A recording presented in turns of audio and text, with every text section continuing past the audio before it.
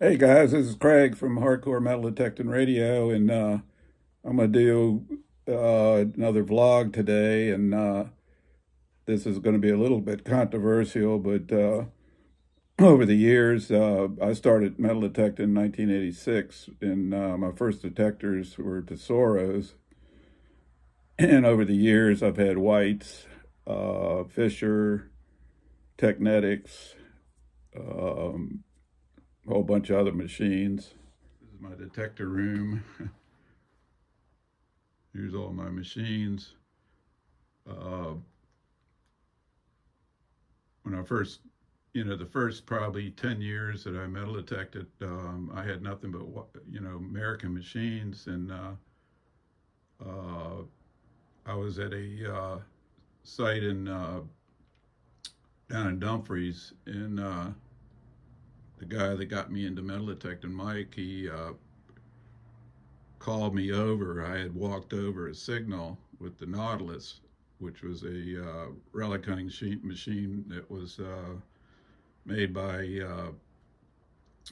Jerry Tyndall down in North Carolina, and very good machine. But when we dug that signal, I couldn't hear it unless I turned the gain all the way up, and I wouldn't have been able to hunt like that because it was too noisy, but I could just hear it scratch.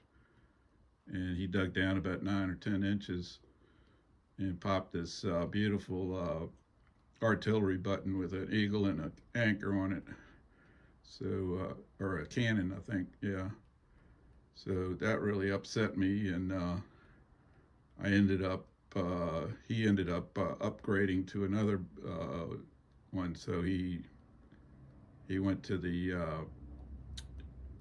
he went from the Explorer to the SE, Minelab SE. So I ended up buying his old Explorer. After I got the Explorer, it was unbelievable. The stuff I started finding with it. I used it at this bulldoze site that was called the Wright House, and then there was a 4th Texas camp there also.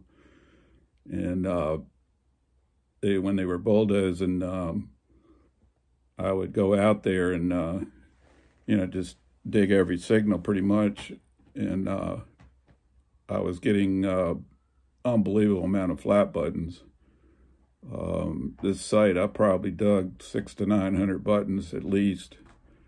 Wasn't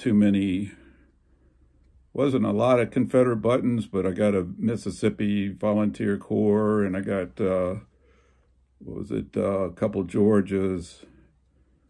I think it was a North Carolina button that I can't remember. It wasn't a standard one. It was like a different type. I think I also dug a South Carolina also there, but dug a lot of reals also. I dug, I think I got 9 cut reals, and I got 3 half reals and 1 2 real. But the site was just unbelievable. 2 of the best finds I made were what they called the George Washington buttons, and they were the first buttons that had USA on it. And Route 1 ran east to west in 95 down in Virginia, and that was, Route 1 was called Gravelly Road back in the 1700s. And George Washington's army marched from Alexandria to Stafford County to get on boats to go to battle Cornwallis, and the French army accompanied him. So that's how those buttons got there and on that site.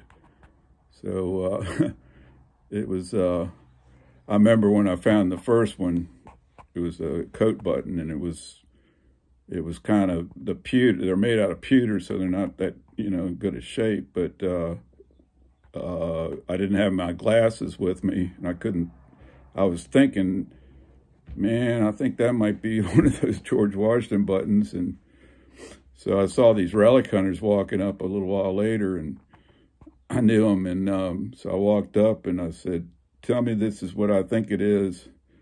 And this one guy looked at it and his eyes got about 3 times bigger.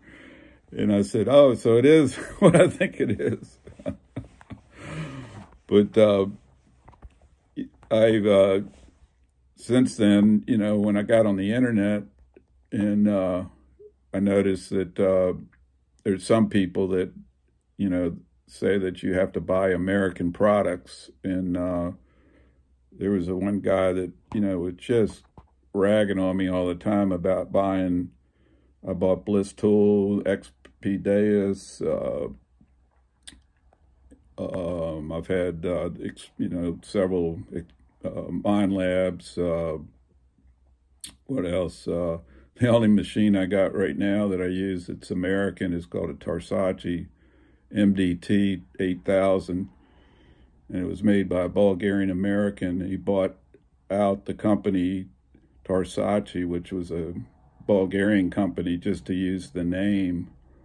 And he worked for Fisher, and he's pretty good on making machines. He made 5 machines for Fisher over the years, including the Gold Striker and the Coin Striker. I never had either one of those, but I heard that they were pretty good machines. One of the things that happened after I, you know, started, you know, posting videos on the Bliss Tool and stuff, you know, these guys were saying, you know, I should buy, you know, American machines. And I said, I'd love to, but, you know, they don't perform like these, you know, these ones from Mind Lab and Bliss Tool from Bulgaria and XP Deus from France. And if you look at it now, it's like, you know, Deus and Mind Lab are the 2 top companies. White's is gone completely. They never innovated. And I have people to this day that, you know, still are using Whites and they won't use anything else. And, you know, I just think, well, whatever, you know, I want to get the best performance to find, you know, deeper stuff. It's like in my yard here, I've found stuff, you know, extremely deep in my yard. And I've tested all these machines. You know, I go out, you know, I've been doing this hobby for 37 years. So, you know, I'm not going to sit there and waste my time with old machines that, you know, just don't do it anymore. So what do you guys think? You know, do you think it's like the same thing with cars? You know, I had a Camry SE for, I don't know, 17 years. It really ran good, and then toward the end, a couple of years ago, it started costing me money to get inspected. So I bought a RAV4 2 years ago, and I wouldn't buy an American car. I mean, it's just junk as far as I'm concerned. So what do you guys think? Give me some comments.